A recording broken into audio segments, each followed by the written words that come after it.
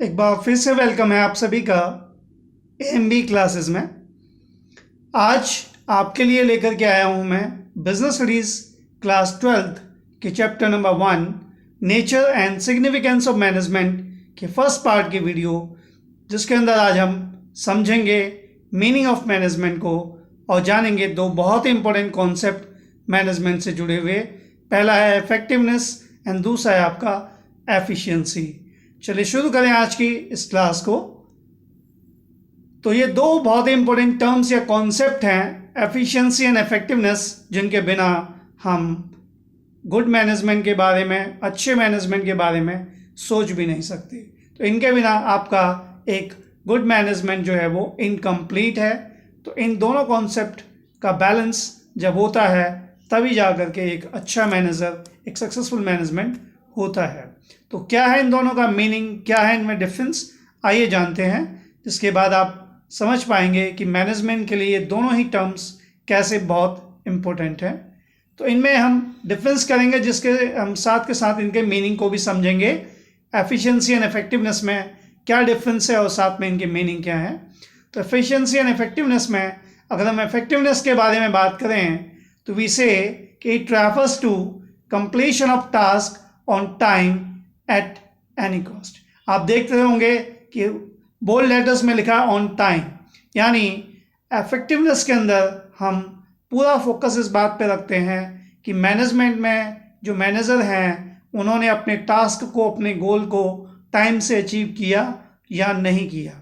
अगर मैनेजमेंट ने टाइमली आपका टारगेट अचीव कर लिया है, चाहे उसके लिए कोई भी कॉस्ट आई हो, तो हम मानते हैं कि मैनेजर आपके इफेक्टिव हैं। दूसरी तरफ अगर हम एफिशिएंसी की बात करें तो मैनेजर को तब एफिशिएंट माना जाता है जब वो मिनिमम कॉस्ट पर अपने टारगेट को अचीव करते हैं। तो efficiency refers to completion of task at minimum cost. तो जब किसी भी ऑर्गेनाइजेशन के मैनेजर अपने टास्क को, अपने गोल्स एंड टारगेट्स को कम से कम कॉस्ट पर अचीव करते हैं, इसमें टाइम की बाउंडेशन नहीं होती है, उन्हें ये नहीं देखना होता कि काम समय से हुआ या नहीं हुआ, उनका फोकस मिनिमम कॉस्ट पे ऑप्टिमम यूटिलाइजेशन ऑफ रिसोर्सेज करना होता है कि कम से कम खर्चा हो और जो भी रिसोर्सेज ऑर्गेनाइजेशन के पास हैं उनको ऑप्टिममली यूज़ किया जा सके। तो हम कहते हैं कि वहाँ पे मैनेजमेंट आपका एफिशिएंट है। दूसरा अगर इनमें डिफरेंस देखें तो इफेक्टिवनेस जो होती है it is concern with and results. तो इफेक्टिवनेस का पूरा फोकस इस बात पे रहता है कि एंड रिजल्ट्स क्या रहे, यानी आपने अपना टारगेट अचीव किया या नहीं किया। अगर टारगेट अचीव हो गया it means the manager are effective, अगर टारगेट अचीव नहीं हुआ तो हम कहते हैं कि दे आर नॉट इफेक्टिव। दूसरी तरफ एफिशिएंसी जो होती है it is concern with cost benefit analysis. तो यहाँ पे सिर्फ कॉस्ट के बेनिफिट्स पे फोकस होता है कि कौन से मेथड यूज़ किए जाएं, कौन से तरीके यूज़ किए जाएं जिससे हमें कम से कम कॉस्ट पर हम अपने टारगेट को अचीव कर पाएँ। कम से कम खर्चों के साथ आप अपना जो भी टारगेट है बिजनेस ऑर्गेनाइजेशन का, वो प्रोडक्शन टारगेट हो या कोई भी टारगेट हो, वो आप अचीव कर पाएँ। मेनली कॉस्ट बेनिफिट जो होता है प्रोडक्शन बेस्ड होता है, तो हम कहेंगे कि यहाँ पे प्रोडक्शन जो है कम से कम कॉस्ट पर हो आपका। इसके अलावा फोकस ऑन अचीविंग टारगेट्स। तो इफेक्टिवनेस के अंदर हमारा पूरा फोकस ओनली टारगेट अचीव करने पर होता है। दूसरी तरफ अगर हम एफिशिएंसी की बात करें तो efficiency focus on reducing cost. तो यहाँ पे एफिशिएंसी सिर्फ कॉस्ट को रिड्यूस करना चाहती है कि कम से कम कॉस्ट पर हम अपना प्रोडक्शन कर पाएँ।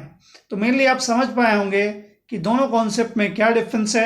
इफेक्टिवनेस में मेनली हम टाइम पे फोकस करते हैं कि काम या जो गोल है, जो टारगेट्स है, टास्क है, वो टाइम से पूरा हो जाए। और एफिशिएंसी में हम टाइम पे फोकस नहीं करते हैं, हम सिर्फ कॉस्ट पे फोकस करते हैं कि आपका जो टारगेट था वो मिनिमम कॉस्ट पे आपने अचीव किया या नहीं किया।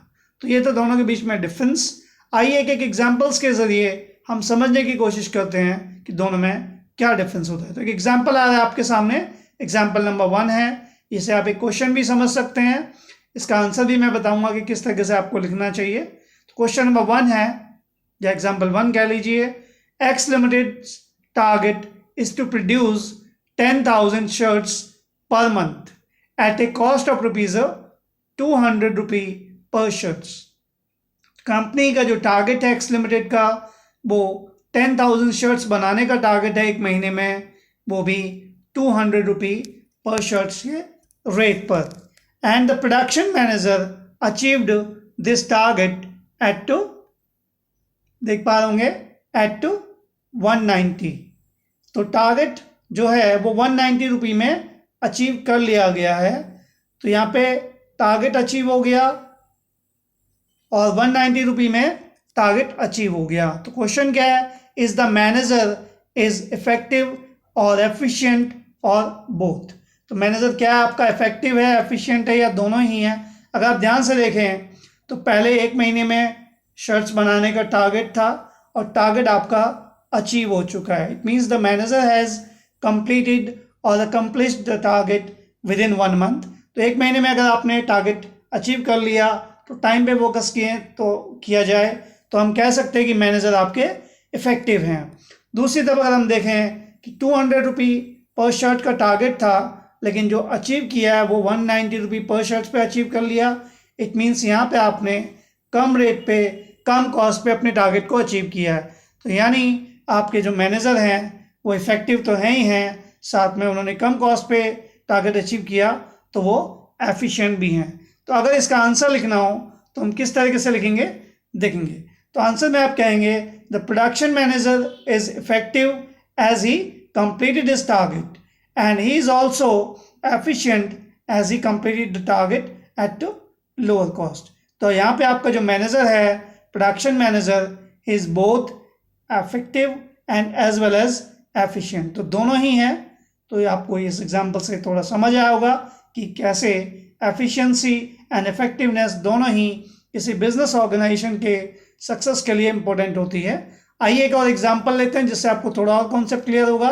Example number 2, X limited's target is to produce 10,000 shirts per month at a cost of ₹100 per shirt. Again वैसे मिलता जुलता क्वेश्चन है कि 10,000 शर्ट्स का टारगेट है पर मंथ का और कॉस्ट जो रखी गई है टारगेट की वो रखी गई है आपकी 100 रुपी पर शर्ट्स। तो पर मंथ में आपको प्रोड्यूस करके देना है, ये टाइम है आपका, 100 रुपी पर शर्ट आपकी कॉस्ट होनी चाहिए। अब the production manager achieved this target, तो टारगेट उसने अचीव कर लिया है at a cost of ₹110 rupee. And is the manager is effective और एफिशिएंट और बोथ। थोड़ी वर्डिंग गड़बड़ लग रही है, मैनेजर एफिशिएंट है, इफेक्टिव है, या दोनों ही हैं। तो देखते हैं। तो यहाँ पे सबसे पहले टाइम पे देखें तो पर मंथ का टाइम था और टारगेट अचीव हो गया, इसका मतलब आपका टाइमली टारगेट मैनेजमेंट ने पूरा कर लिया। दूसरी तरफ 100 रुपी पर शर्ट का टारगेट रखा गया था और वो टारगेट अचीव हुआ है 110 की कॉस्ट पे, यानी कॉस्ट थोड़ी ज़्यादा आई है। तो इफेक्टिवनेस के पॉइंट ऑफ व्यू से देखें तो इफेक्टिव है मैनेजर क्योंकि टारगेट अचीव हो चुका है, लेकिन एफिशिएंट नहीं है क्योंकि टारगेट ज़्यादा रेट पे अचीव हुआ है। तो जब आप इसका आंसर लिखेंगे तो आप कहेंगे कि मैनेजर इफेक्टिव है लेकिन एफिशिएंट नहीं है। तो आंसर कैसे लिखेंगे, the production manager is effective as he completed his target in a month but he is not efficient as he completed the target at higher cost. तो इफेक्टिव है लेकिन यहाँ पे आपका मैनेजर एफिशिएंट नहीं है। उम्मीद आपको इस एग्जाम्पल से समझ आ गया होगा कि कब हम कहते हैं कि मैनेजर इफेक्टिव है और कब हम कहते हैं कि इफेक्टिव नहीं है, एफिशिएंट नहीं है या है। चलिए एक और एग्जाम्पल लेते हैं, इससे आपको और भी क्लियर हो जाएगा। X limited's target is to produce 10,000 shirts per month at a cost of ₹100 per shirt. तो यहाँ पे जो कंपनी है इसका जो टारगेट है वो आपका अगेन 10,000 शर्ट्स का है और 100 रुपये की कॉस्ट पे ये प्रोड्यूस करना चाहते हैं।